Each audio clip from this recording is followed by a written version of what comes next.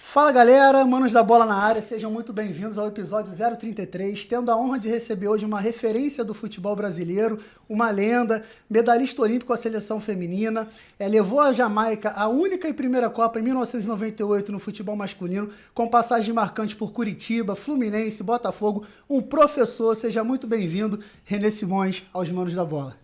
Obrigado, prazer grande estar aqui com vocês. Depois daquele encontro lá em São Paulo, né? Isso. Naquele seminário que o Terra Futebol Clube fez, né? E eu tive o prazer de conhecê-los e empatia, assim, amor à primeira vista, foi muito legal. E eu disse para vocês, pode ter certeza que eu vou. Eu vou arrumar um jeito na agenda e de estar aqui com vocês, muito legal. Ver o trabalho que vocês fazem, a seriedade com que vocês fazem. Vamos embora, vamos bater um papo aí, falar de futebol, falar de vida, falar de tudo.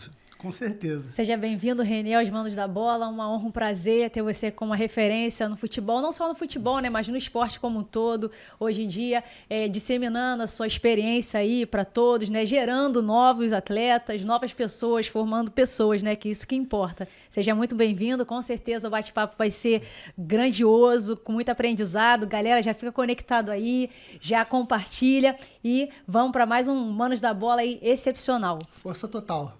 Então, né, para a gente começar, curiosidade com certeza de todos, como surgiu essa paixão pelo futebol? Teve alguma pessoa, algum momento específico que virou a chave e veio a ser amor pelo esporte? Como surgiu a sua paixão?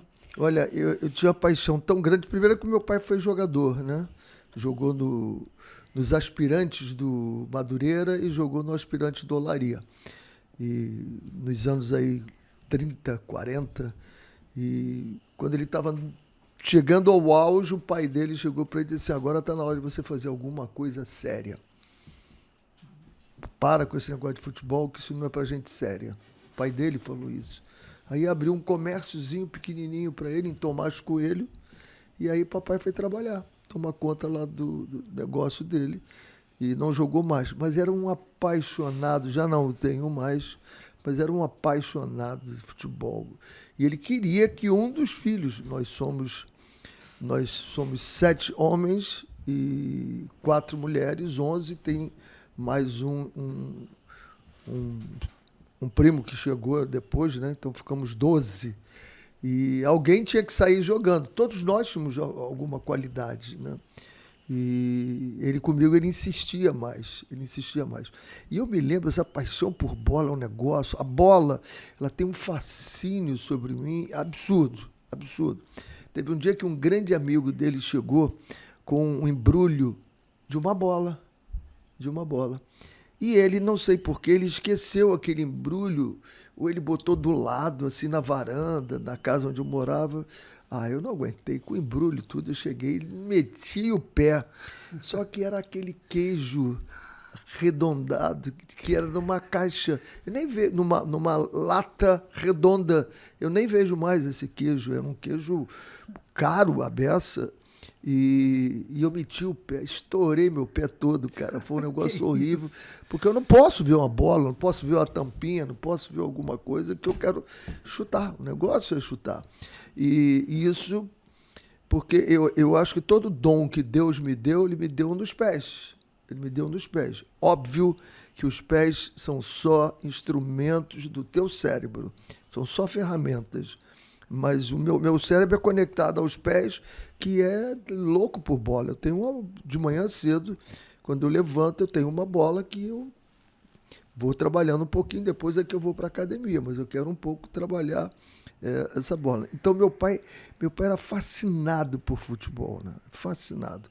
E isso contaminou e não tinha jeito.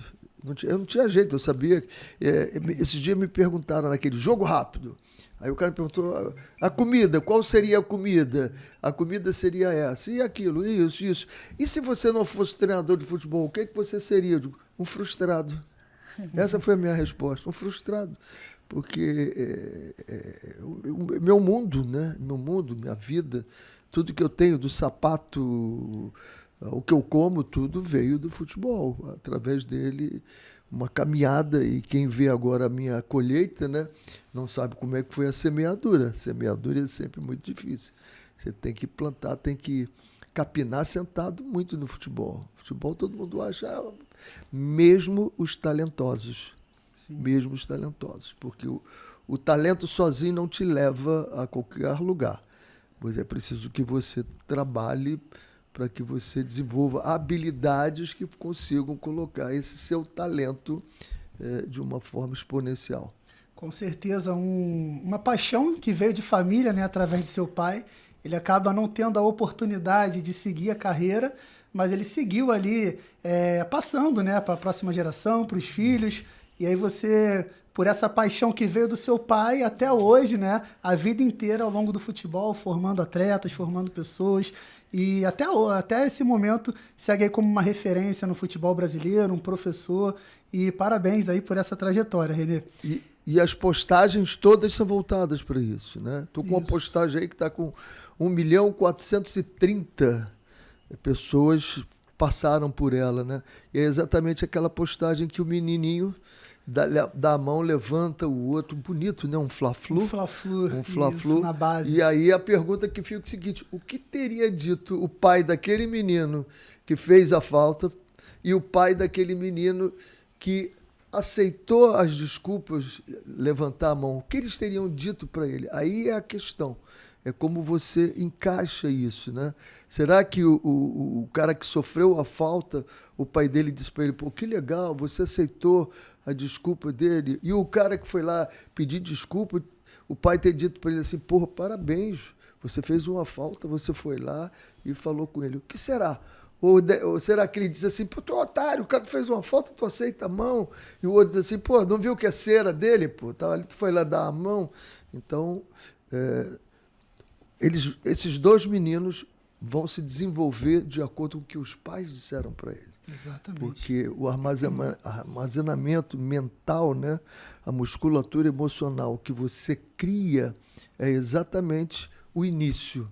Depois você vai desviar o que você recebe da escola, o que você vai receber do seu treinador, do seu grupo de amigos, mas a base é em casa. Não tem Exatamente, jeito. é constituída na infância, né? Mas aí depois de amadurecimento, conforme foi desenvolvendo, a pessoa vai tomando suas próprias atitudes. Mas essa base, ela também, mesmo depois de adulto, fica algum resquício se você também não posicionar e você não quiser mudar. Porque é a estrutura inicial. E seu pai deixou o legado, né? Ele não conseguiu concluir a carreira, seguir em frente, mas com certeza hoje, né? Se ele estivesse aqui, né? Como você falou, ele ficaria muito feliz por ter conseguido ver o seu resultado. Ele faleceu há 4 anos atrás. Então conseguiu ver bastante coisa. Não, muita coisa. Ele seguiu muita coisa e dava muito conselho. Que bom. Impressionante. Era um tutor, né? Eu tenho a minha formação toda é evangélica, né? Nós Legal. nascemos na igreja. E teve um jogo curioso. Isso aqui eu nunca contei. Acho que eu estou contando a primeira vez aqui. Teve um jogo, eu estava no Santa Cruz e fomos jogar contra o Corinthians, lá no Morumbi. O jogo foi no Morumbi. E o Corinthians estava muito mal. Se perde aquele jogo, ia dar demissão de treinador, todo mundo. E o árbitro deu um pênalti a favor do Corinthians, mas daqueles escandalosos. E eu, como sempre preservei o meu comportamento ali, né? Tanto que eu não consigo entender esses treinadores que brigam com o quarto árbitro, brigam com o outro, não consigo entender. Eu fiquei tão revoltado que eu fui atrás assim do banco, abaixei e falei uns 3 ou 4 palavrões ali. Xinguei mesmo o árbitro. E voltei passivamente, fiquei assistindo o jogo. Foi pênalti, bateu, fizeram o gol, ganharam o jogo, tudo bem. Primeiro telefonema que eu recebo quando eu chego no hotel era do meu pai. Meu pai disse assim, eu não criei você para me envergonhar desse jeito. Eu disse, pai, só porque perdemos o jogo de 1-0, não, pelo que você falou. Mas o que eu falei, pai? Os palavrões que você falou, é um absurdo aquilo. Eu não tinha visto, tinha um microfone perto. Eu falei em cima do microfone todos os palavrões que eu podia. Aquilo foi um escândalo para ele, até eu explicar para ele, pai, eu desabafei ali, ele tá, não criei você para isso, meu filho. Não é isso. Então, são as coisas, né? Mas da Jamaica tem as coisas alegres também, né? Que ele estava sempre muito atento, né?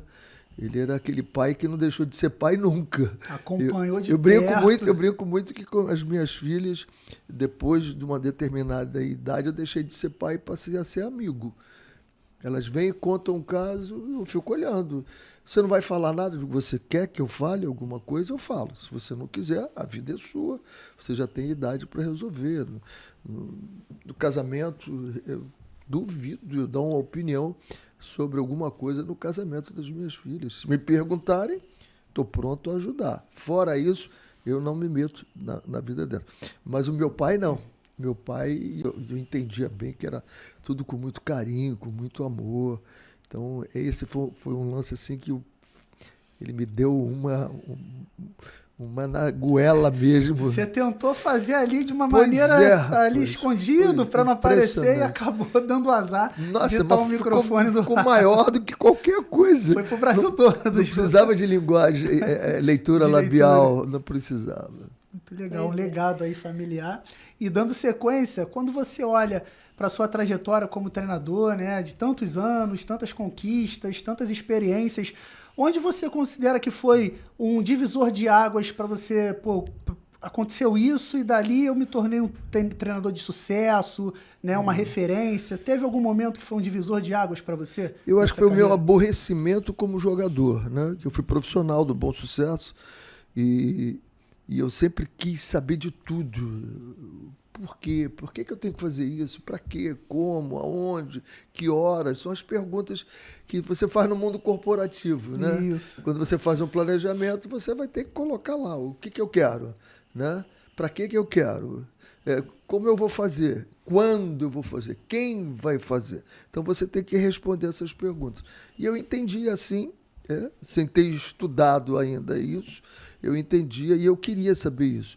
Mas na minha época, nos anos 70, né, vai lá e faz. Foi legal ou não foi bom? Então você não tinha.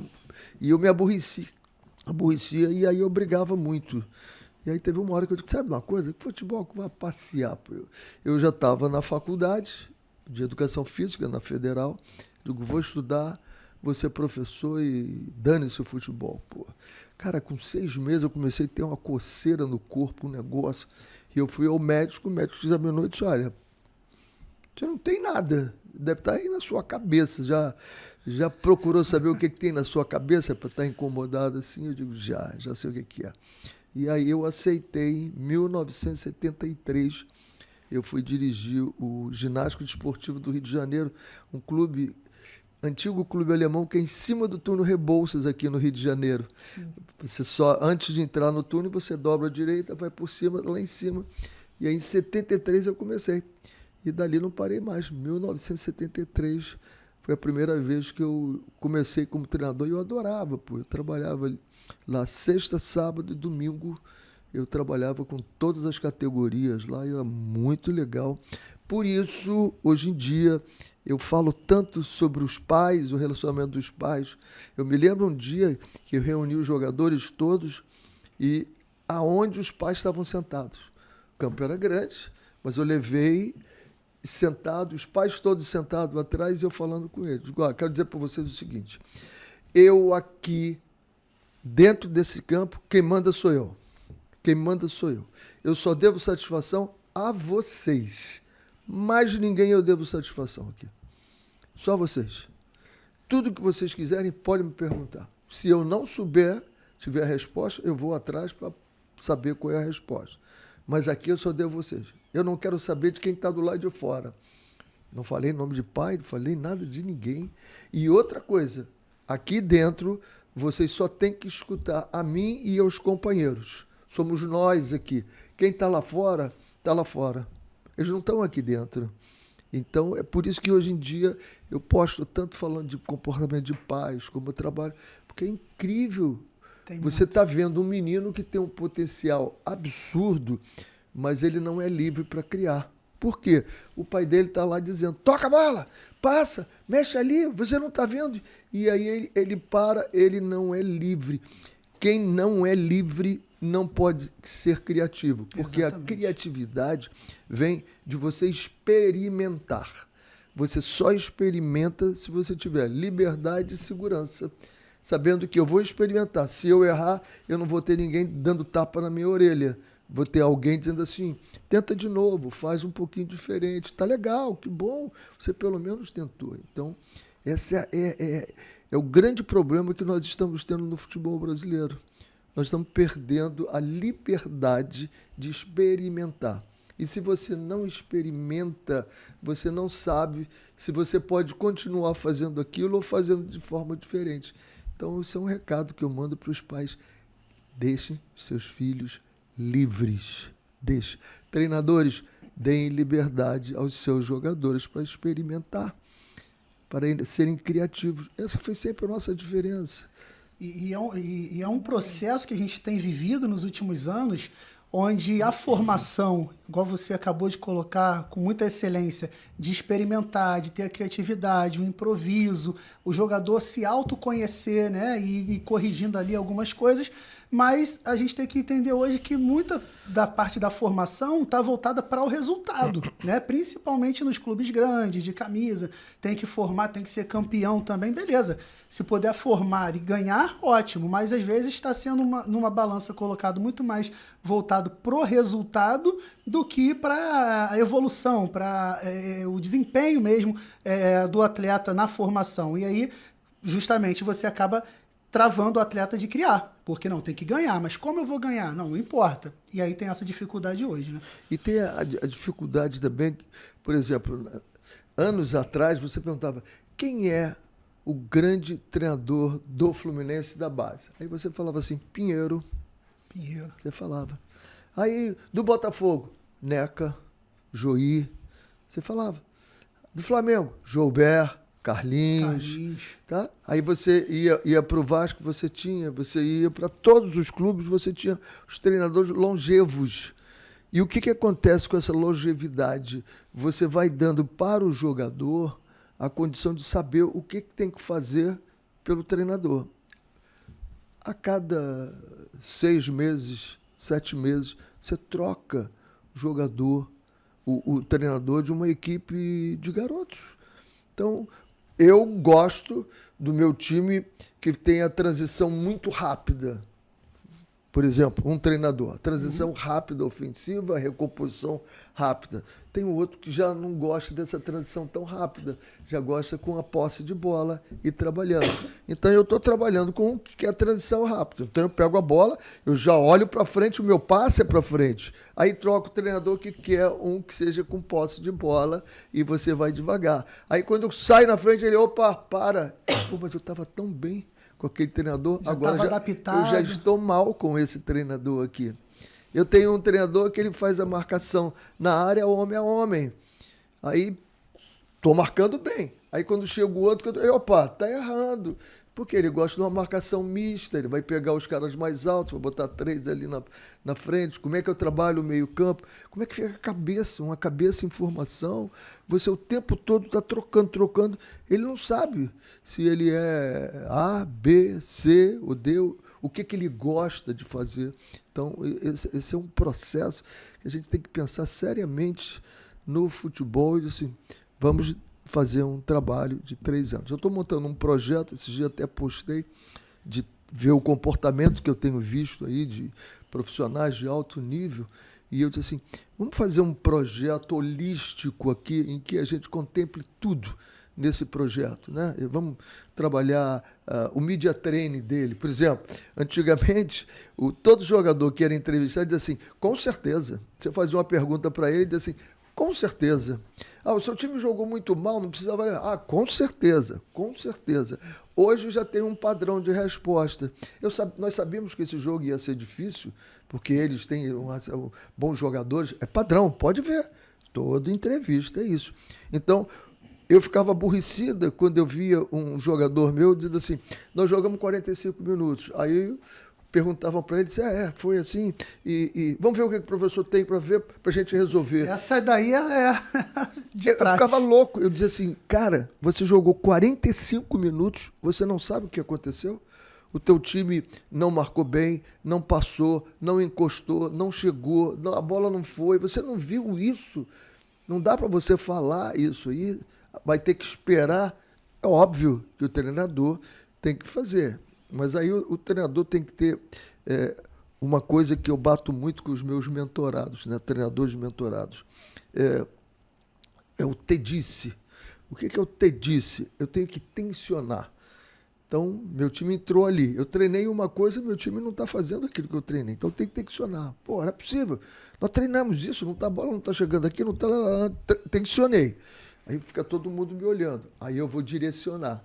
Digo, olha, em função do time deles, o que nós treinamos, vamos fazer aqui, olha, aqui, puxa ali, vem mais, vamos pisar mais na área, ataca mais, fecha mais, encurta, e depois eu celebro. Vambora, bora, esse jogo é nosso, cara, esse jogo é nosso, vamos ganhar. E eu tenho visto informações, né, de treinadores que entram e só faz uma coisa só dessas, você só direciona, talvez te ajude. Você só tensiona, dificilmente vai te ajudar. Você só celebra, pode ser que te ajude ou não. Você tem que ter esse protocolo para o jogador saber o que está acontecendo ali. Então, quando eu não sei como o meu treinador pensa, né, porque toda hora troca, eu saio no intervalo, vou para dentro. Então, esse projeto faz um media training, né, para treinadores, media training para os jogadores. Vamos falar de parte de finanças, né? Eu ontem, conversando com um mentorado meu, jogador de um clube grande, e aí ele falando de investimentos, a gente está conversando sobre essa área, né? 70% do seu salário tira e investe. Os outros 30% são para as coisas básicas, para pagar isso, pagar aluguel, pagar seguro de saúde, vai fazendo as coisas. E aí ele me contando de alguns colegas, tem colegas que pagam 80 mil reais. Você já imaginou 80 mil reais de aluguel? Que isso? Caramba. 80 mil reais de aluguel. Esse cara pode ganhar 2 milhões, 3 milhões, não faz mal, pô. Pode ganhar. 80 mil em relação a 3 milhões é pouco. Mas é muito dinheiro, cara. É muito dinheiro para você jogar fora, assim, né? Então, tem que aprenderem isso. Eles têm que aprender o que é a socialização, como é que você interage, né? Porque a vida você vive de dois jeitos. Ou você vive por convivência ou conveniência. Então, quem é famoso, quem é rico, quem tem poder, acha que pode viver por conveniência. Eu faço o que quero e dane-se você, pô. Isso é conveniência. Tá bom para mim? Para você não me interessa. Convivência, não.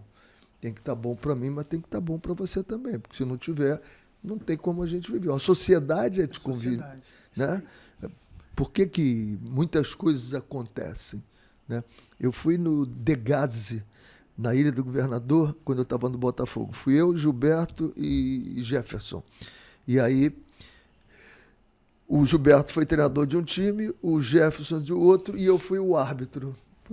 E aí, volta, bate o lateral direito, falta, para, o jogo quase que não andou. Eu como árbitro. E aí, quando acabou, eu reuni todos os professores, né? E eu digo assim, os meninos ficaram aborrecidos com a minha arbitragem. Disse, pois é, porque aqui a gente deixa tudo livre. Eu digo, é por isso. Tudo livre, não tem regras. O futebol é para ensinar a ter regras, a conviver dentro da regra. Então, se eu tenho um tênis e esse tênis é teu, eu tenho o meu, você tem um tênis muito melhor, tudo bem, a regra é o seguinte, você pode ter aquele e eu não pode. Mas como eu não sigo regras, eu quero roubar o teu tênis. É o espelho da sociedade também. Eu quero roubar o teu tênis. Então, esse projeto visa exatamente isso, botar todas as coisas, né? A orientação sexual dele, né? A orientação psicológica dele, a inteligência emocional, como é que você faz? As minhas mentorias eu chamo de academia mental. E aí a gente quer trabalhar a musculatura emocional do jogador. Então, senta na academia, vamos trabalhar a sua musculatura. Não é assim que você faz na academia? Na academia mental é a mesma coisa. Verdade, exatamente. Sensacional. Bacana, com certeza. Essa parte que você falou da tua mentoria, que agrega, abrange todos os parâmetros necessários, né? Não só para o atleta, mas para todo ser humano, que é fundamental. Cuidar da mente, cuidar do corpo, cuidar da questão também emocional, que interfere muito, psicológica, que hoje em dia a gente fala muito da mentalidade, né? Porque a mentalidade, ela faz total diferença também nesse parâmetro, porque é aquilo, né? O nosso corpo obedece do que a mente ali ela tiver alimentada. Então, é fundamental. Excelente projeto, né? Em breve você vai estar dando mais detalhes aí. Vamos ver se ele vai sair. Com certeza. Maravilha. E agora falando de seleção, né, feminina de futebol, em 2004 você comandou a seleção brasileira e, né, teve o mérito de ter a prata, né, em Atenas. E qual foi o maior aprendizado nessa competição e como é trabalhar e conviver com a Marta, né, a rainha do futebol? Olha, antes de responder tudo isso, deixa eu só dar um dado, porque eu estou com todo o balancete.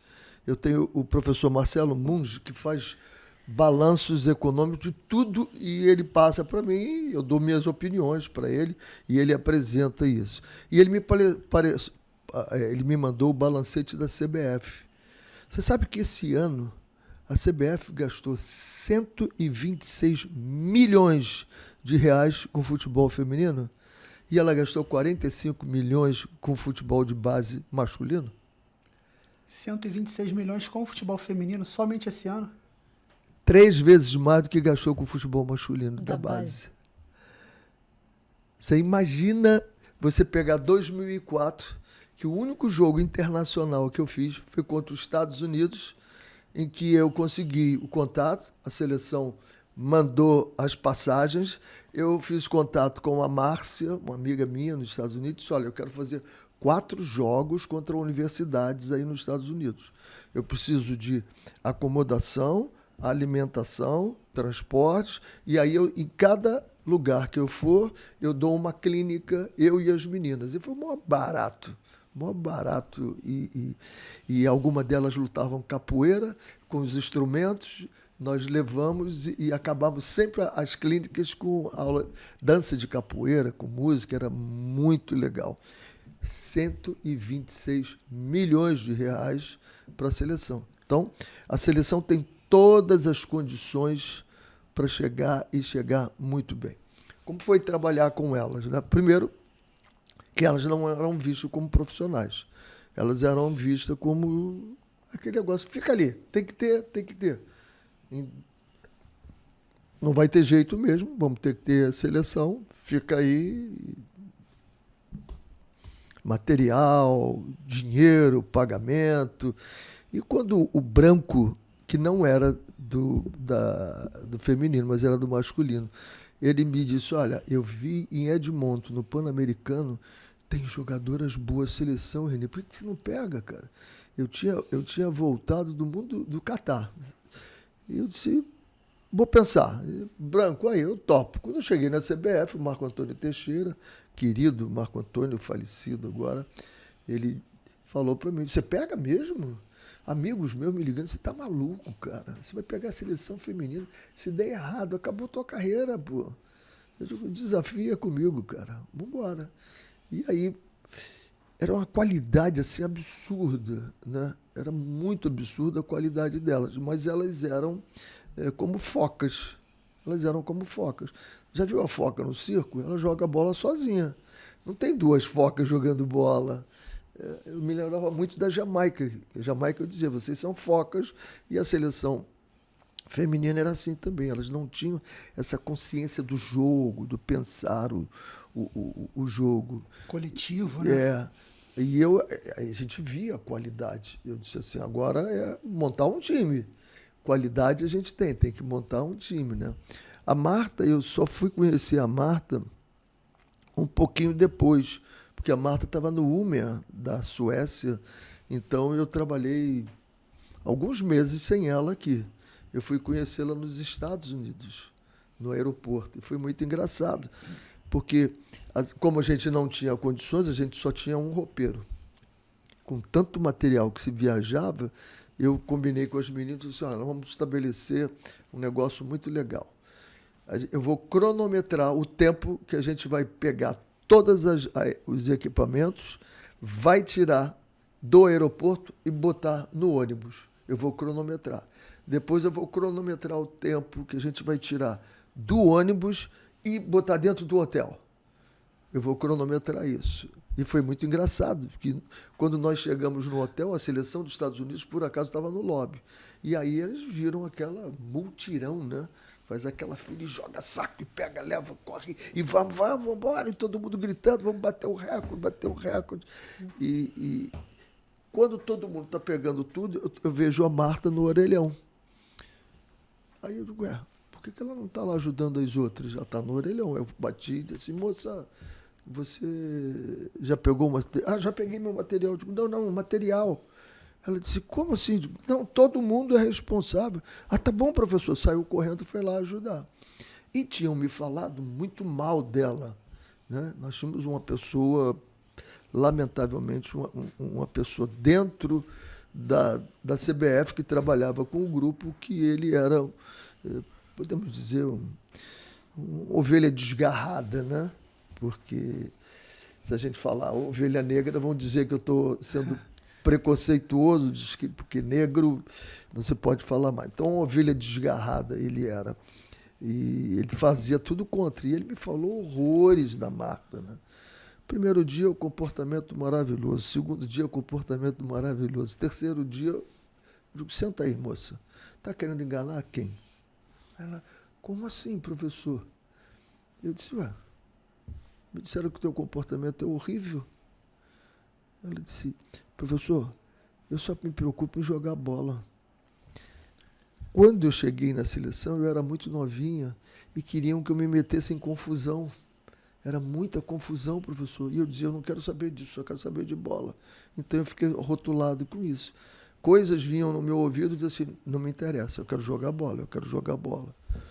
Aí eu dei um abraço nela e disse, então nós vamos nos dar muito bem. E me dei muito bem. Eu não tenho zero, eu não tenho meio centímetro para dizer assim, a Marta nesse dia estava fora do horário, a Marta treinou mal, ela jogou mal, não seguiu uma instrução. Zero.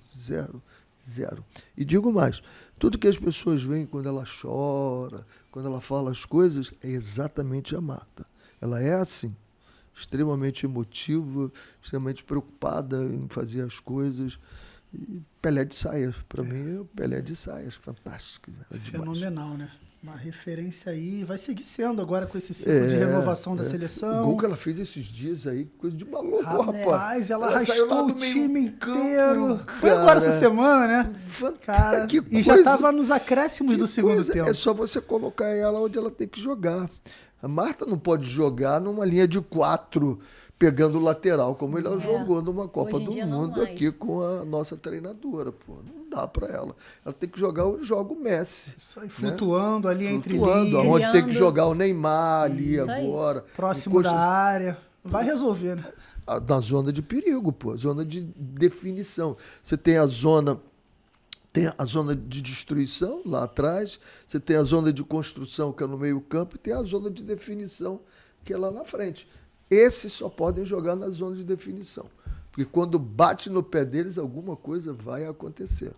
Com certeza. E Marta é excepcional, né? Assim, contra fatos no argumento. É aquilo, né? Há pessoas que convivem no bastidor, como você conviveu e diversas outras, mas ainda para falar, porque a gente sabe ali do que a mídia mostra. Infelizmente, a mídia também é ingrata, né? Como, né, aconteceu, e também muitas pessoas de má índole, como aconteceu nesse caso, de pessoas falarem mal, mas ela fez muito bem.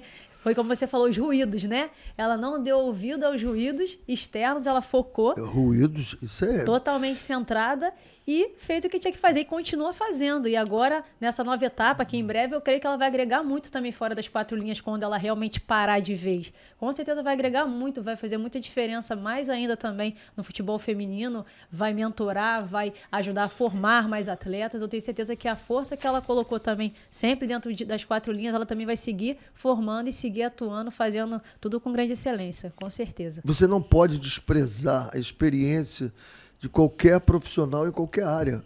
O cara vive atrás de um microfone durante 20 anos.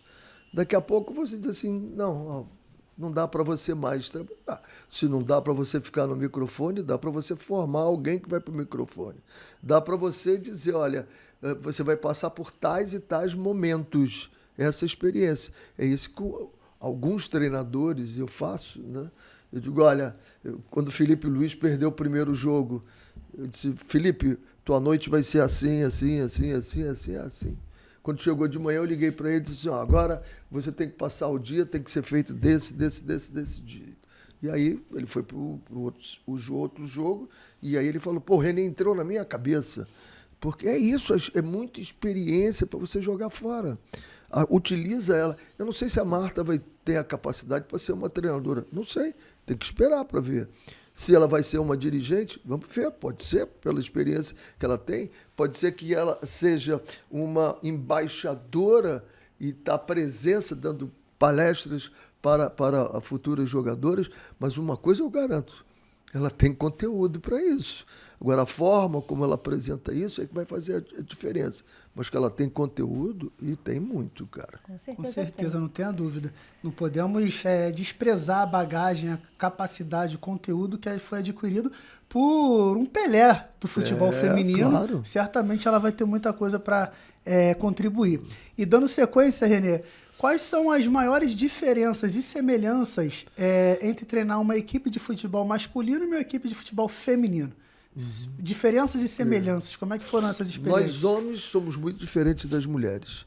Nem melhores, nem piores. Só somos diferentes, né? Você me convida para ir na tua casa. Aí você vai dizer assim, olha, eu moro na Avenida Atlântica, número 16. Para mim isso está bom. Pode ser. Não, vou te dar um outro exemplo. Eu moro no Quintas do Rio, porque isso aconteceu. Eu moro no Quintas do Rio. Legal, Quintas do Rio. Eu boto lá no Waze, Quintas do Rio, vou parar lá em Campo Grande. Só que o Quintas do Rio que eu falei não é em Campo Grande, é aqui na Barra da Tijuca. Isso já aconteceu. Uma pessoa ligar para mim, cara, e dizer assim, pô, eu tô aqui em Campo Grande. Mas eu não moro em Campo Grande, eu moro na Barra. Aí o cara disse, mas você falou Quintas do Rio. Pois é, porque para ele, fechou. Para a mulher, não. A mulher vai dizer assim, não, peraí, Quintas do Rio? Mas aonde? Que rua? Quintas do Rio, o que é isso? Aí eu ia dizer, não, Quintas do Rio é um condomínio. Tudo bem, é um condomínio. Mas eu tenho uma rua, não tem uma rua? Não tem um número? E que bairro é? Tem alguma coisa? Tem um McDonald's, tem um Burger King, tem algum supermercado? A mulher precisa de detalhes para ela formar. Nós não. Relaxados, vamos embora. A gente toca, né? Eu dou uma preleção e eu pergunto, está tudo certo? Eu já tenho um jeito, como eu sei que os homens não são detalhistas, né? Todo mundo entendeu o que eu falei? Está tudo certo. Então me fala aí o que eu falei. Aí o cara, que começa a gaguejar, eu digo assim, então eu vou repetir porque não ficou bem entendido. Porque nem sempre é o que eu falo, mas é o que você entende. Isso é que é comunicação. É um transmissor com um receptor. Então a gente tem que estar na mesma sintonia. 94.5 não é 94.6. Tem ruído. Tem ruído, não vai dar. A mulher, eu falo, se ela não entender, ela vai levantar o dedo e vai dizer assim, desculpe, eu não entendi, você pode explicar de novo? Então, nesse ponto é mais fácil, mas você tem que ser mais detalhista. Ao trabalhar com elas, eu passei a ser muito mais detalhista. Então, e tem outras coisas, o equilíbrio, né? Uma mulher, se ela está aborrecida contigo, você vai saber que ela está aborrecida contigo. O corpo dela vai falar, né? A face, o olhar dela vai falar. O homem não. O homem, ele vai abstrair tudo isso, está louco de raiva contigo, te xingando por dentro, mas você não percebe que ele está aborrecido contigo. Ele está disfarçando tudo, né? Pô, se eu chegar perto dele, todo mundo vai dizer assim, ih, traíra. Mulher não, a mulher vai chegar perto de você, vai chegar. E outra coisa, a mulher, o homem, você tem um problema, você entra dentro de você mesmo e fica com o teu problema ali, tentando resolver. É o que a gente diz, entra no sótão. Você entra no sótão. Você chega em casa, a tua mulher pergunta assim, e aí, tudo bem? Tudo ótimo. Não, mas eu estou vendo que não está tudo bem. Está tudo ótimo. E você vai para o teu sótão, e aí ela começa a pensar, pô, deve ser comigo, eu fiz alguma coisa errada, quando for, dizer que é uma loucura. A mulher não. A mulher ela vai falar, você vai chegar, e isso, na Jamaica eu viajava muito, eu me lembro que às vezes minha mulher me pegava no aeroporto, quando eu entrava no carro, ela começava, e eu ficava assim, pô, será possível que ela quer que eu resolva todos esses problemas de 20 dias, às vezes eu ficava 20 dias fora de casa, que eu resolvo agora esse problema? Não, ela não queria que eu resolvesse, ela só precisava verbalizar. E aí eu conto uma história de uma jogadora na seleção que ela me chamou, disse, professor, posso falar contigo depois do treino? Eu digo, claro, pode, fala. Você viu aquela jogada assim? Eu vi. Pô, porque se a Rosana tivesse chegado aqui, era uma possibilidade de passe, porque a formiga entraria aqui, lá do outro lado, a pretinha podia abrir um pouquinho mais, eu, e ela falando, e eu, Quando ela acabou de falar, ela me deu um abraço, assim, nossa, como você me ajudou. Não falei nada, cara, eu só ouvi. Ela precisava falar para encaixar tudo. E como é que eu tenho 3 filhas, vou fazer 50 anos de casado agora em maio do ano que vem. Então, eu sei como uma mulher funcionava. Então, se ela naquele momento falasse alguma coisa que não tinha encaixe, eu não falava nada. Eu esperava o dia seguinte, chamava e dizia assim, vamos recomeçar aquela conversa? Aquela conversa que você me disse aqui não ficou... Esse pontinho aqui é diferente. Então, pronto, ela estava feliz da vida, estava aberta para me escutar e eu não ia na hora contrariar ela, porque ela não queria que eu falasse nada. No tempo certo. Ela não queria que eu falasse nada, ela só queria que eu ouvisse, uma escuta ativa. E você ficava ali escutando. Então, essa é a grande diferença e você dá mais detalhes para elas, né? Olha, hoje nós vamos jogar aqui pelo lado esquerdo, aí para o homem também, para o lado esquerdo, vamos jogar pelo lado esquerdo, a mulher não. Mas quem vai jogar?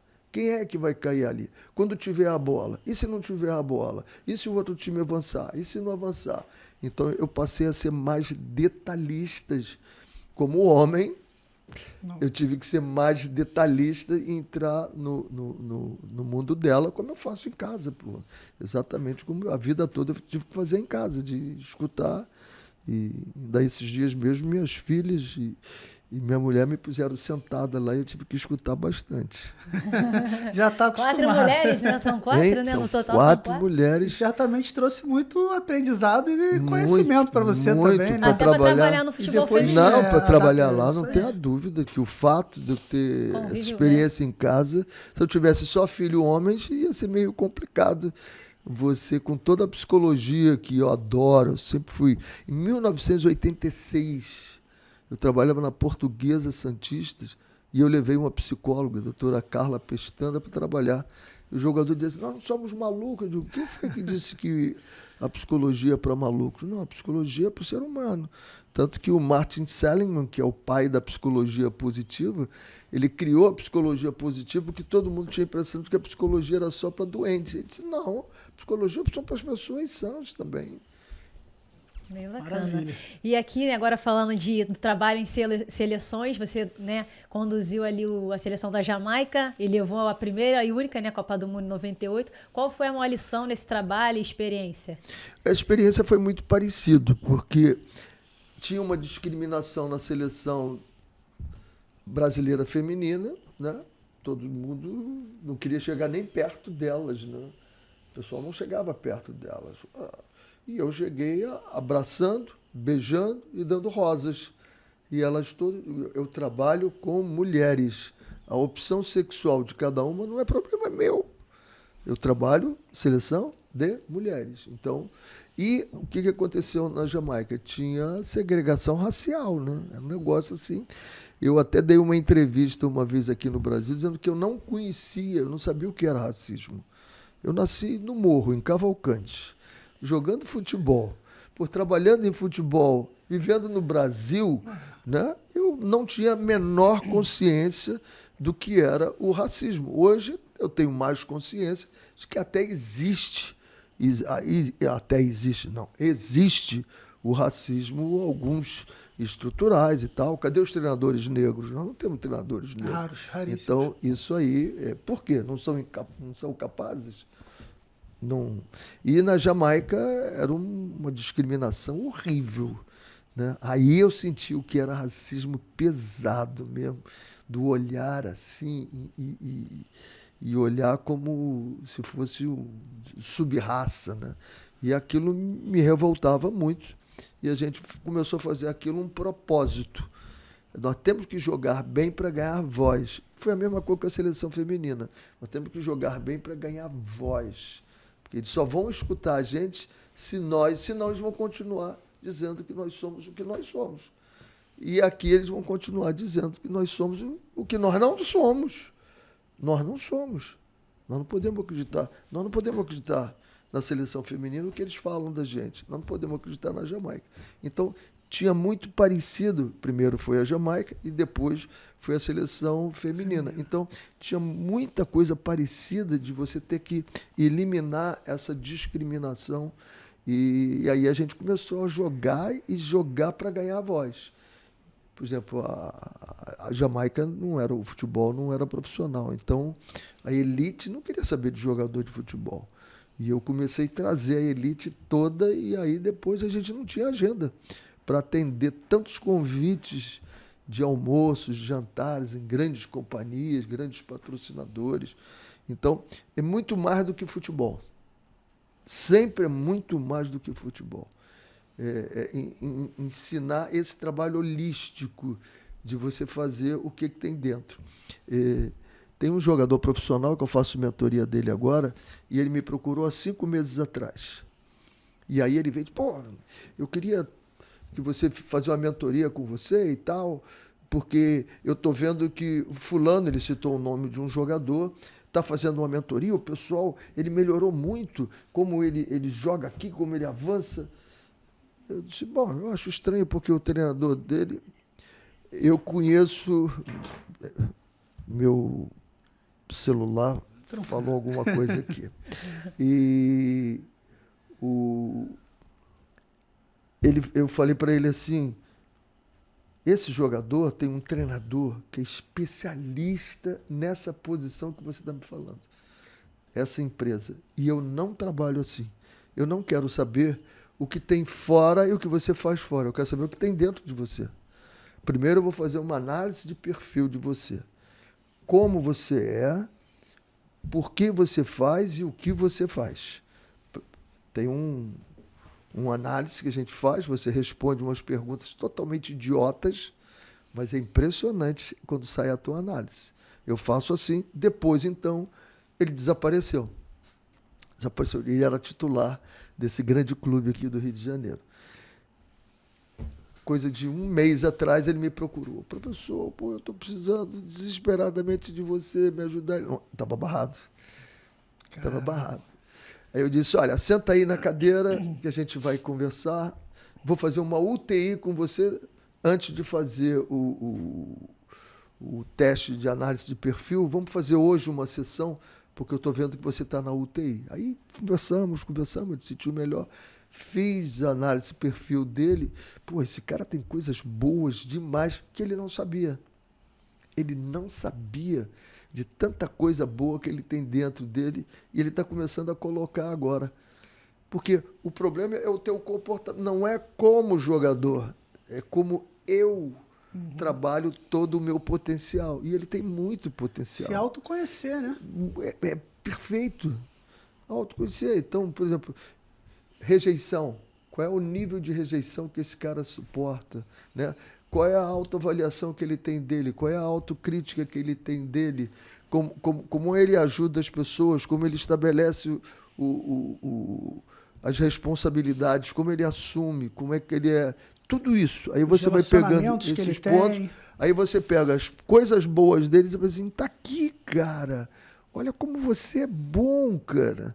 Agora, vamos melhorar isso aqui? Um pouquinho? Vamos melhorar? Mas vamos trabalhar aqui. Eu me lembro muito bem de que uma aula que eu tive com um cara e o cara disse assim, eu sou 9, vamos vulgarizar aqui, eu sou 9 na minha perna esquerda.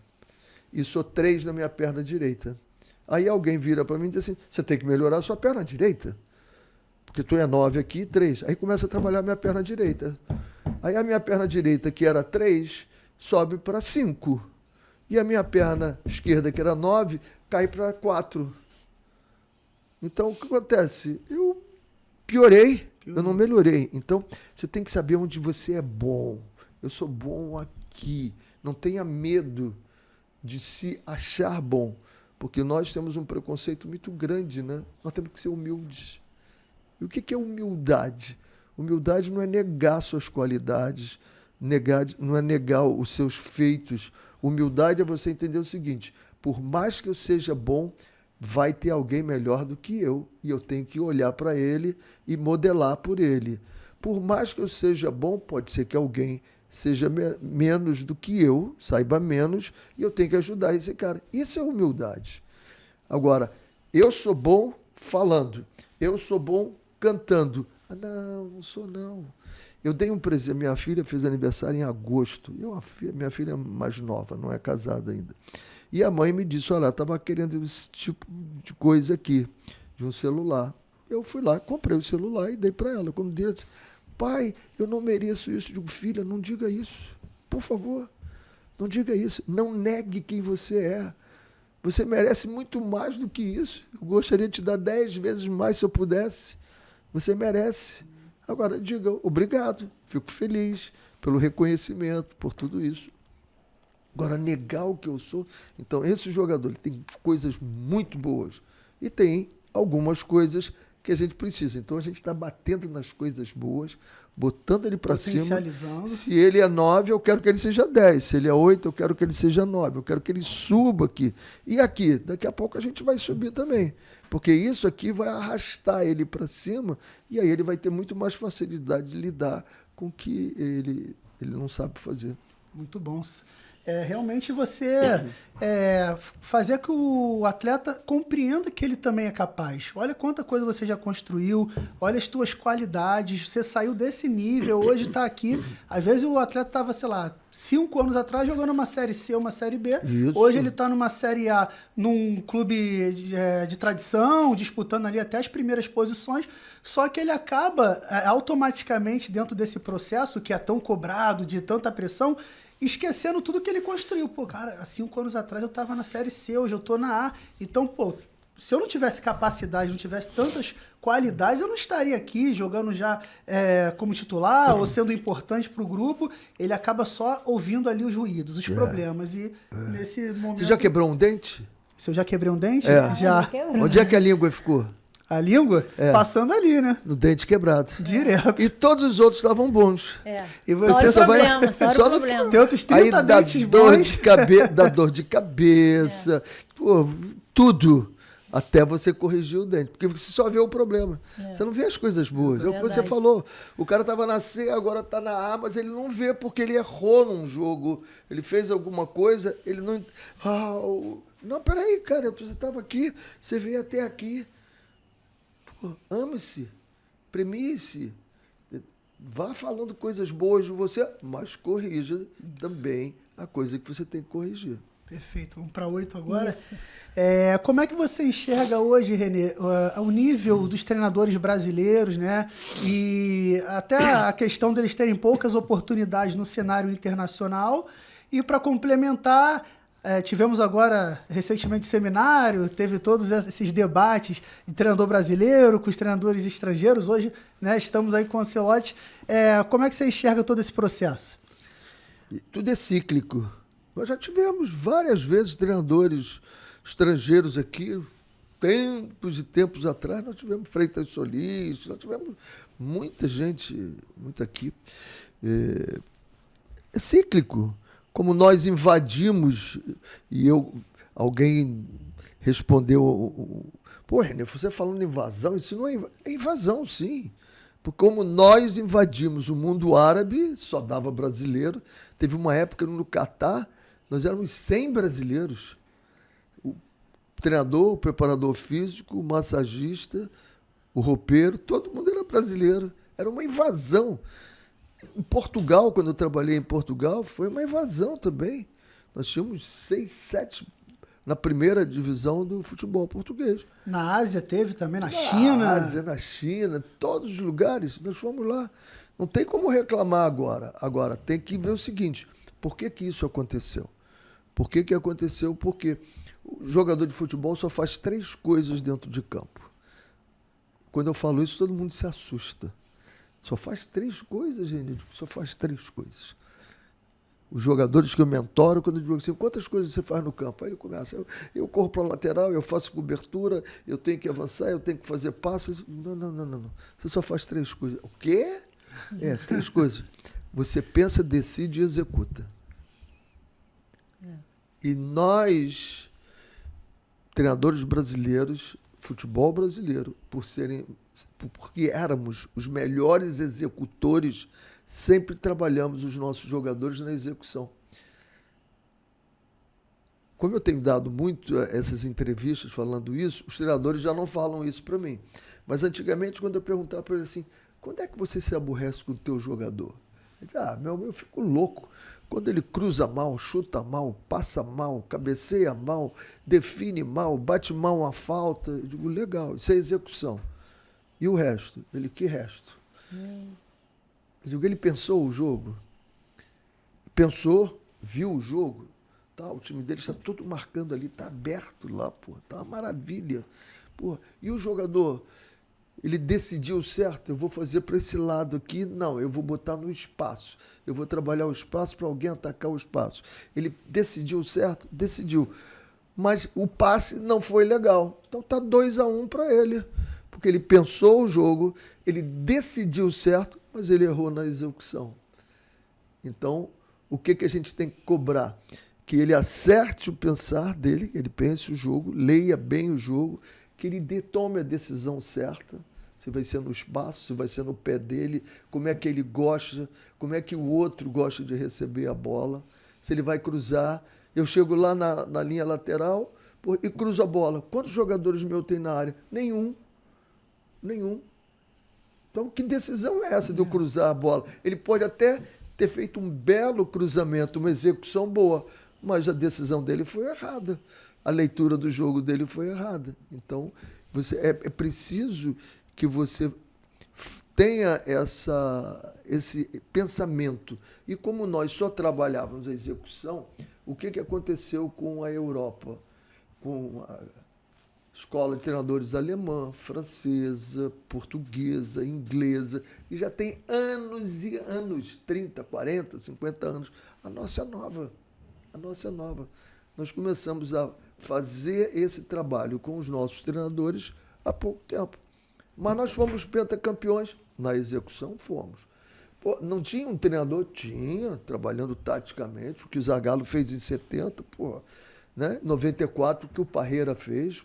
Quantos gols tomou aquela seleção? E Copa do Mundo é sempre tomar poucos gols. Sim. Sempre poucos gols. O campeão leva pouquíssimos gols. Você não vai ver um campeão do mundo tendo levado 10 gols e agora serão 7 jogos, às vezes 8.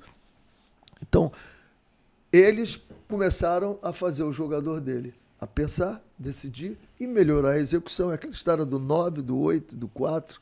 E eles começaram a melhorar. Tem jogadores executando muito bem, principalmente jogadores com base africanas, né, que são filhos de africanos nascidos. Olha os jogadores franceses, cada jogador, espetacular. Né? Então, boa parte da seleção todos. Nascido ali. Se você pegar um puro sangue, não vai ter. Não vai ter. Todos eles têm o pezinho lá na África. E a África é fantástica, porque ela tem liberdade para jogar. O cara vai fazer o que quiser, tem liberdade quando encaixa ele no sistema. Por isso eu acho que o nosso futebol, os nossos treinadores, têm que aceitar isso como um momento de reflexão. Absolutamente de reflexão. E essas palavras eu falo pelo Oswaldo. O Leão, eu não tenho intimidade com o Leão. Se eu sentei 2 vezes com o Leão, fui muito, então não posso. Agora, o Oswaldo eu conheço muito bem o Oswaldo. O Oswaldo, tanto que ele disse, quando eu pensei que não tinha mais jeito, eu achava que tinha que ser você, porque você é o melhor treinador do mundo. Oswaldo falou isso. Depois ele termina de uma forma que ficou parecendo de uma agressividade que não é do Oswaldo. O Oswaldo é extremamente educado, um cara extremamente fino, né? Mas ali ficou parecendo, então levou pancadas pra caramba e agora está tentando, mas é um cara que eu conheço desde 1972, que nós somos amigos, estudamos na faculdade juntos, depois ele foi meu assistente na seleção, foi meu assistente no Catar e depois teve a vida dele própria, campeão de tudo. Mas calma. E outra coisa que a gente tem que analisar é o seguinte, quantos treinadores estrangeiros já tiveram aqui no Brasil? 30? 40? Quantos fizeram sucesso? Exato. Jorge Jesus, Abel. Arthur Jorge, Abel, é o melhor deles todos. Sim. O Vojvoda, e agora vamos ver como é que é trabalhando, né? Não teve mais. Desses todos, não teve mais. E todo ano são vários chegando. São vários chegando. E com um detalhe, né? O Sampaoli no Santos. Duvido que um treinador brasileiro tivesse terminado a temporada que o Sampaoli teve no Santos. O ano inteiro. Ele perdeu de 4, se não me engano, para o Ituano. Os times dele tomam muitos gols, né? Sofrem muitos gols. Mas não ganhou nada naquele ano e ficou a ponto do Flamengo contratar. Então, eu não consegui desligar meu celular. Não tem problema. E os treinadores têm que pensar o seguinte, o que nós podemos aprender com isso? Né? Eu fiz o meu livro da Jamaica, né? The Impossible Dream. E como a nutricionista do Palmeiras era nutricionista aqui em 1994, e aí eu vou dizendo para você o quanto eu, modéstia as favas, eu tive na frente. Em 86 eu levei uma psicóloga para a Portuguesa. Em 94 eu já tinha uma nutricionista na Jamaica. A Mirtes ia na Jamaica, fazia a avaliação toda dos jogadores. É porque eu... Agora eu vou desligar mesmo. Agora eu vou desligar. Fica mesmo. Tranquilo. A gente você corta. Ajusta. E a Mirtes, ela ia, avaliava os jogadores, vinha ao Brasil, fazia toda a suplementação, mandava para lá. Então, como eu tinha que dar um livro para ela, eu levei o livro lá e disse assim, vou dar para o Abel. Porque o Abel disse que nós não escrevíamos livros, né? E eu já estou no meu terceiro. Eu tenho da seleção, eu tenho do Curitiba e eu tenho o da Jamaica. E entrei e eu tinha até alguma preocupação, porque no ar, nos programas, eu criticava o comportamento dele fora do campo, na de beira do campo, sempre, ali, ser né? expulso, que agora está mais calmo. Perceber, ele está melhorando. Ele tá mais calmo. Não, porque eu falei... E aí, quando eu cheguei lá, eu disse para você, Abel, eu acho você o Alex Ferguson. Aí ele, por quê? Eu digo, o Alex Ferguson, ele ganhava o campeonato e dizia para a comissão técnica que tem que mandar 3 jogadores embora, trazer 3 novos para aumentar a competitividade. E o Abel faz isso. Pode pegar primeira Libertadores, a segundo campeonato que ganhou, ele sempre manda alguém embora, traz gente nova e está sempre reformulando. E aí eu dei o livro para ele e ele me deu o livro dele. E eu li o livro dele. O livro dele é muito, mas muito, muito bom. E com um detalhe, ele não escondeu nada, nada. Está tudo ali. Ele e a comissão técnica, e até fiquei muito feliz porque 2 membros da comissão técnica eram de Guimarães. Na época que eu dirigi o Vitória de Guimarães lá em Portugal, eles até falaram, opa, me lembro de você, nós éramos miúdos, estávamos lá e você dirigiu o Vitória. Então, eu acho que esse treinador está trazendo uma contribuição muito grande ao futebol. Agora, tem um outro detalhe. Leila Pereira. Porque ele já teve pressionado algumas vezes e ela... Sustentou, se posicionou. Está aqui o contrato. Se quiser assinar, assina agora, como você quiser. Como você quiser. Todas as vezes que eu fui bem, eu tive um presidente assim. Todas as vezes. Temos que falar do nome da Leila Pereira, porque é fundamental que os presidentes se comportem. Eu, na Portuguesa, eu saí do Mesquita em 86, fui para a Portuguesa. Primeiro jogo, eu perdi de 2-1 para o Paulista de Jundiaí. O segundo jogo, 2-0 para o Corinthians. O terceiro jogo, 2-1. Eu tinha 33 anos, carioca, saindo do Mesquita, que ninguém sabia quem eu era, e vim ao Rio de Janeiro. Quando eu voltei, terceira derrota seguida, hein? Quando eu voltei, o presidente tinha afastado meus melhores 4 jogadores. Quando eu entrei no vestiário, estava um caos, um caos. O que houve, gente? O presidente afastou a gente. Eu disse, troquem de roupa. Aí ele, troquem de roupa. Quem manda no meu vestiário sou eu. Pode trocar de roupa. Trocaram de roupa. Quando eu saí, a imprensa toda, caramba, você peitou o presidente. Não, que isso, peitei nada, deixa eu conversar. E ele era um cara, Oswaldo Teixeira Duarte, que é o nome do estádio da Portuguesa. Quando eu cheguei lá em cima, ele disse, meu filho, como você está? Estou bem, como estão suas filhas? Está tudo ótimo, presidente. Mas você criou um caos no meu vestiário. Eu disse, não, eu fiz o que nenhum presidente faria por você. Você é muito novo, muito educado e muito competente, porque eu vejo todos os seus treinos daqui de cima. Você só vai sair daqui para a seleção brasileira. Agora, se você tivesse aceitado a minha interferência, agora eu estaria te despedindo. Meu time voou, rapaz. Sabe por quê? Todo mundo descobriu que eu era o treinador.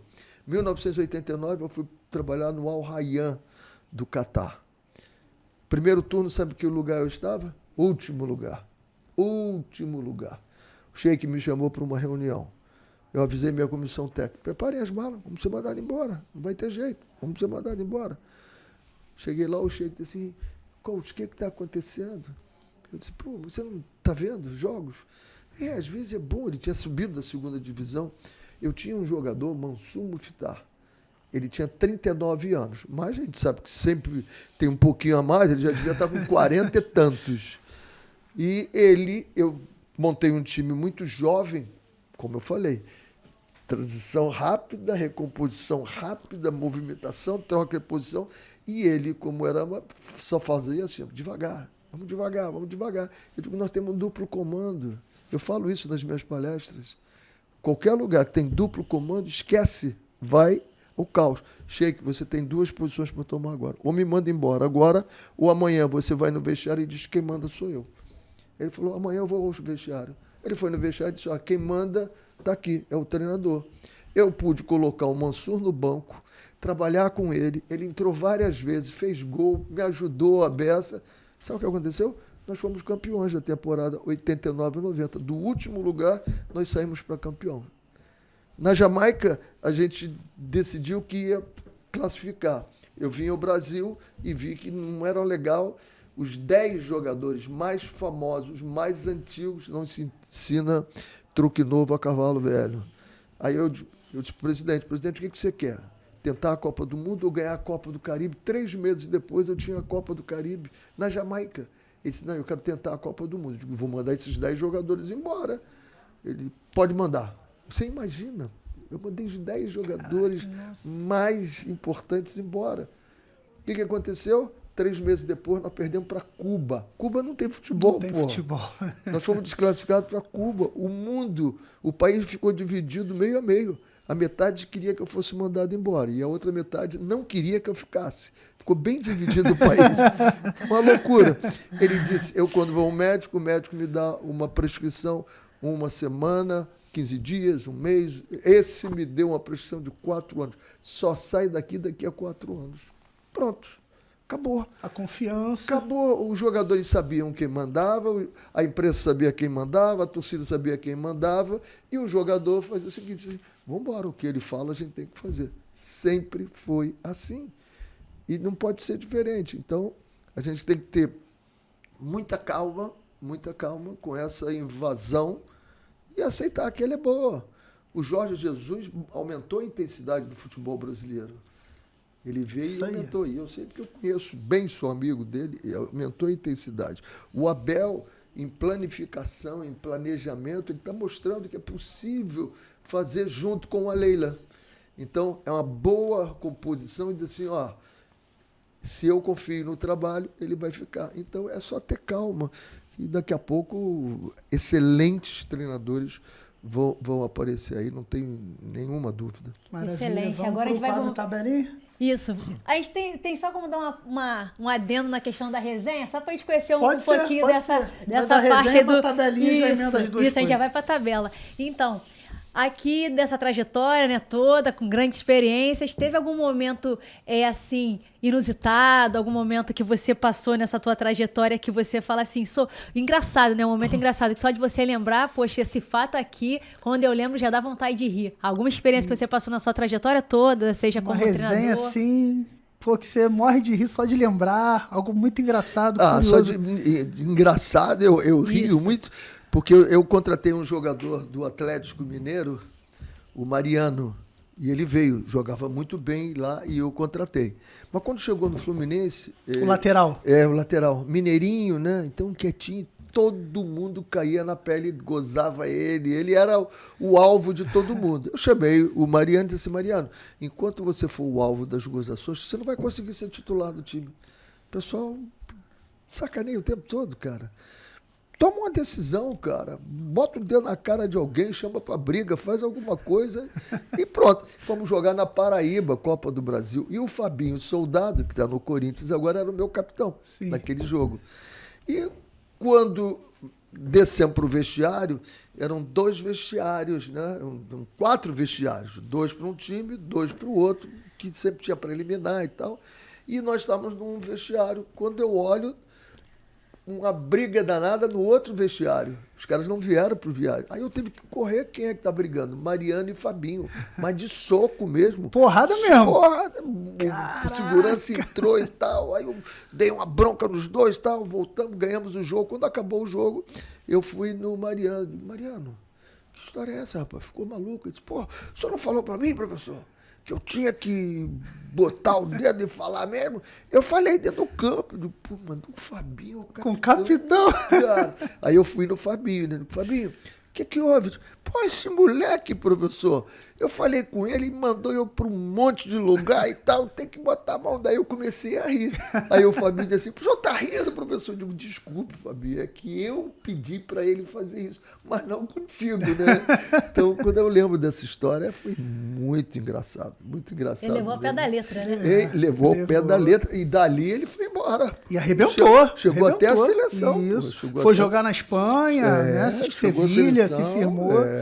Você vê uma tomada de decisão ali, até comportamental, porque realmente a gente sabe que futebol tem resenha, tem zoações, mas tudo tem limite também. Tem se você limite, não coloca o limite, não o se cara não impõe, acredita em você. como é que você vai ganhar o respeito ali também, né? E a confiança dos outros atletas. E o Fabinho, pô, não ria, professor. Eu digo, cara, tem que rir, porque foi engraçado isso, pô. Verdade. Vai bem tudo uma inusitado. resenha. E agora chegando aí o momento do quadro Tabelinha com os Manos. Tá preparado, professor? Vamos lá, É pô. papum, bate e volta. Solta Vamos a lá. vinheta aí, Xande. Começar. A gente criou aqui para você ir falando das características que a gente vai colocando. É um atleta, né, do futebol, uma pessoa do futebol que você conheceu, às vezes ou trabalhou ou não necessariamente trabalhou com você, mas do meio do futebol você vai encaixando nessas características que a gente vai passar. Legal. Tanto Beleza? do feminino como do masculino, no fica à geral. vontade. Legal. Um goleiro de confiança, Jefferson, Jefferson. Xerife da zaga, comandante. Thiago Silva e Ian Goodson, da Jamaica. Maravilha. O cérebro do time, o cara inteligente. Formiga, Formiga, né? fantástica. Sensacional. Fantástica. O de maior talento, criativo. Marta foi... Rainha, né? Marta e Bismarck. Bismarck Colocaria também? os dois, Bismarck. O líder de vestiário.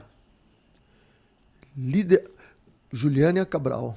Juliana Cabral. Juliana Cabral era líder de vestiário. Fabinho também era líder. Maravilha. Personalidade forte. Pô, eu tive tantos, cara, e eu adorava isso, sabia? Eu gosto de ser confrontado, porque quando você é confrontado e você consegue quebrar o cara ou fazê-lo entender de que ele está certo, é fantástico isso. Ou você quebra ou faz ele entender que ele está certo, mas que ele fez o que ele tinha. Eu tive Peter Cargill na Jamaica, na Jamaica. A Juliana, Andréa Suntak, goleira. O André também, lenda. Andréa. O mais disciplinado. Leonardo era extremamente disciplinado, porra. Disciplinado, inteligente. Posso colocar o Leonardo. Maravilha. Inspiração fora de campo. Cara que fora de campo também era uma inspiração para os companheiros. Teve alguns, cara. Teve alguns.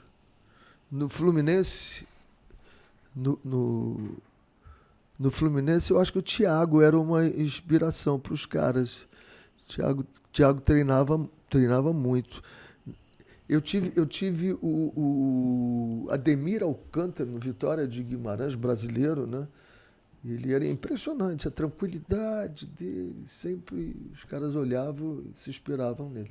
O jogador que você levaria para qualquer clube em que você trabalhou, que você fala, pô, esse cara... Bismarck eu levaria para qualquer clube. O técnico que você chamaria para dividir o comando ali, para ser teu parceiro ali de comando? Eu tenho 3 treinadores que me inspiraram, né? O Tim, porque ele odiava perder o segundo tempo. Isso eu peguei dele. Eu poucas vezes perdi o segundo tempo. Perdi até um jogo, porque no primeiro tempo foi muito mal, mas o Tim dizia, eu já vi o primeiro tempo, eu não posso perder o segundo. Então, esse é o Tim. Enio Andrade foi campeão brasileiro. O treinamento dele era fantástico. E o Cláudio Coutinho, pela capacidade dele de comunicar. O Cláudio Coutinho tem uma história que ele jogou a final, se não me engano, foi de 81 ou 82, Vasco e Flamengo. Foram 3 jogos, 2 foram complicados, tinha o último.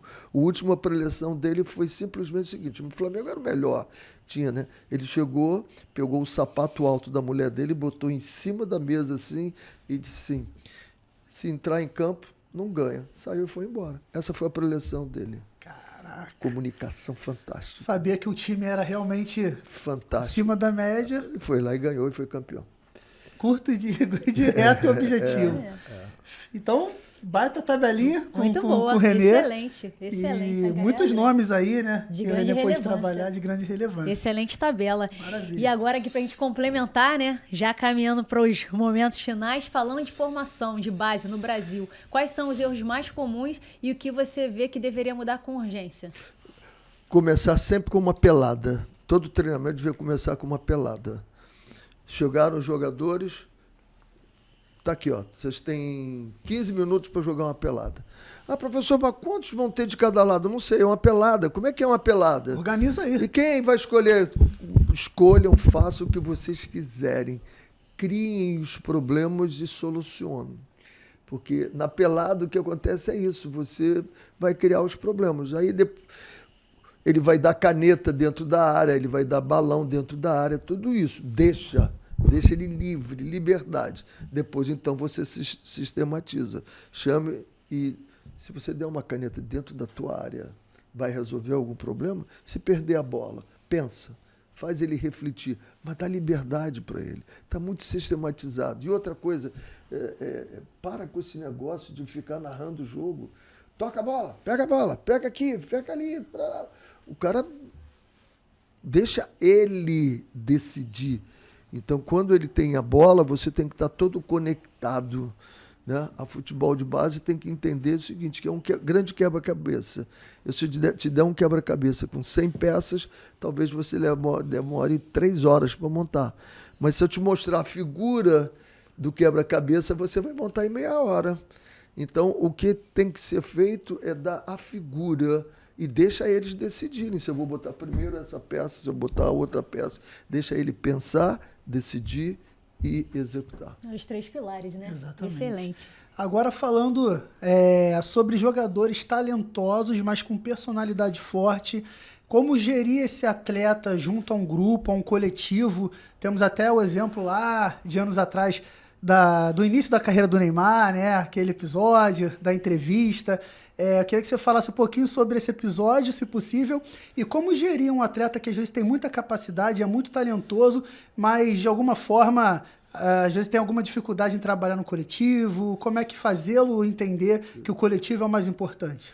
A primeira coisa que ele tem que entender é o seguinte, diferenciar personalidade forte, o que eu adoro. Eu acho que todo mundo tem que ser esse mesmo. Você tem que estimular o cara a ter personalidade forte. Ah, mas ele vai te confrontar. Legal, pô. Desde que ele tenha argumentos para me confrontar, pode ser até que eu diga para ele, você tem razão, que legal. Ou então pode ser que eu diga para ele, não, você não tem razão, vou te provar aqui. Isso é personalidade forte. O grande problema é que a gente confunde quem tem talento e que pode fazer o que quiser. Ele pode fazer o que quiser, a hora que quiser, e está tudo bem. Isso não é personalidade forte. Isso é falta de educação. Isso é falta de educação esportiva. Porque eu tenho o meu talento, né? E o trabalho coletivo tem que ser entendido que é isso mesmo. Futebol é coletivo, né? Por que isso eu aprendi há 3 dias atrás. Por que foram criadas as Olimpíadas? Porque há 4 anos não tinha guerra. Aí criaram. O ser humano vive de competição. Ele quer competir. Aí criaram uma guerra. E aí o futebol, o tamanho da bola é quase o tamanho da bola do canhão de antigamente, né? E aí, por que o futebol ficou o representante maior? Porque regras estabelecidas ali e muita gente querendo a mesma coisa. São 22 querendo uma bola. Então você tem que ter regras de convivências ali. Então você tem que saber que o jogador ele faz parte desse quebra-cabeça. O lateral direito, quando ele tem a bola, ele tem que saber que aquele cara que está lá na ponta esquerda faz parte do quebra-cabeça. Eles estão conectados. Eu não posso fazer um passe. Esses dias, fazendo a mentoria com um jogador, eu digo, olha aqui, ó, você fez o passe e parou. Não, tem os 3 P's. Eu faço o passe, o passo e a próxima jogada. 3 P's. Eu não posso fazer um passe e ficar parado, como assim, agora acabou para mim porque eu sou defensor. Não. Eu tenho que atacar preparando para defender e eu tenho que me defender preparando para atacar. Então, é tudo conceitual. Se você começa a passar esses conceitos cedo para ele, isso o armazena. E aí você vai ter que entender o que é inteligência. Inteligência é a tua capacidade de você acessar o que está armazenado na tua cabeça. Então, se você faz esses conceitos todos para ele, fica mais fácil para ele fazer o jogo coletivo. Perfeito. E só complementando o final dessa pergunta, como que você vê a carreira do Neymar desde aquele início, né, lá no Santos, fenomenal, e Seleção Brasileira, Barcelona, e o momento atual? Se você pudesse resumir a carreira do Neymar, dentro da sua opinião, dentro da sua visão, como é que está hoje? Você acha que ele vai para a Copa do Mundo? Como é que seria? Extremamente bem sucedido financeiramente. Bilionário ele, né? Bilionário, eu acho que primeiro foi o Cristiano Ronaldo. Ontem conseguiu ter $1 bilhão. Não sei se o Neymar já tem $1 bilhão, mas deve estar próximo e vai chegar a isso. Então, muito bem sucedido. Se você olhar no aspecto financeiro. Se você olhar no aspecto de fama, muito bem sucedido. É um dos caras que tem maiores seguidores do mundo. Então, é aquela história, pensar, decidir, executar. 2-0 para ele. Agora, no outro, ele pode abraçar uma Copa do Mundo? Ele pode tocar numa Copa do Mundo? Não, porque ele ainda não foi. Ele pode pegar uma bola de ouro e mostrar para todo mundo? Não, porque não foi. Então, tem um aspecto aqui que não foi bem sucedido na carreira dele.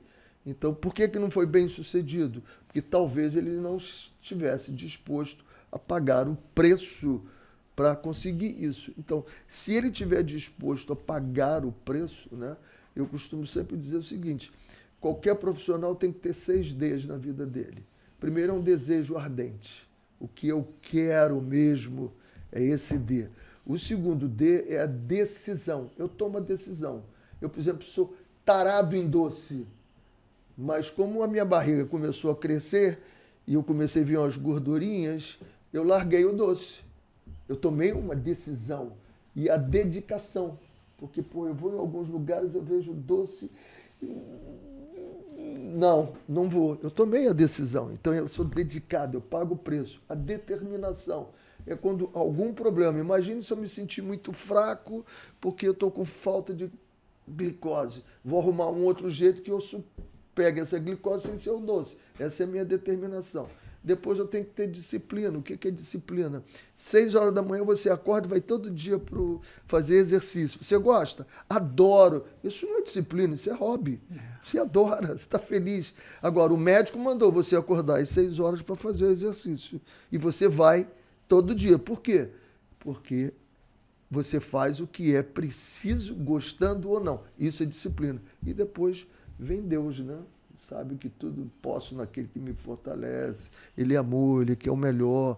Então, ter uma vida equilibrada, uma vida espiritual, né? Porque você tem a inteligência cognitiva, a inteligência emocional e a inteligência espiritual. Está provado, já Harvard provou que a inteligência espiritual equilibra as outras duas. Se você estiver equilibrado aqui, você consegue fazer mais. Então, eu acho que ele tem que parar e pensar nesses 6 Ds. Estou afim desses 6 Ds? Eu acredito que pelo talento dele nós não temos. Nós não temos no Brasil hoje um jogador tão talentoso como ele. Agora, ele precisa estar dentro desses 6 Ds para ir à Copa do Mundo. E precisamos dele, hein? E muito. Com certeza. Ótimo, Esperamos que o Neymar pegue essa grande dica aí do professor Renê e vão com a gente nessa próxima Copa. Maravilha. Agora, chegando aos essa aqui é muito finais, legal, né? também, né? A gente pode só complementar com essa. aqui? Beleza. Só para poder complementar. E aí, Renê, como você trabalha com liderança, motivação, cultura de equipe, no momento atual, quais são os seus desafios ali, os seus projetos, como é que está o Renê, o que você pensa aí do Renê daqui em diante? Eu tenho 2 missões, né? A primeira missão é passar conhecimento. Tudo que eu absorvi, passar para os outros. A gente tem uma teoria lá na Academia da Mente, né, de que é ajudar você a fazer o dobro da tua performance na metade do tempo com a metade do esforço. Então, esse é a caeria mental para trabalhar a tua musculatura emocional. Isso é daqui. Aí vem por mentorias, vem por palestras que eu adoro, e as minhas palestras estão muito sensacional.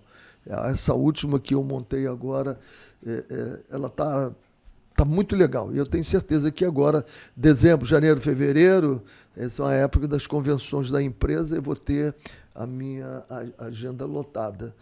E a outra, a missão é todo mundo fala que Deus é amor, e é mesmo, Deus é amor, mas ele é um pai, mas ele é um pai rígido pra caramba, cara. Ele fez ele deu um aviso pra gente, e esse aviso é preocupante. Porque ele disse assim, pode ser que você chegue lá em cima e eu diga para você assim, sai de perto de mim que eu não te conheço.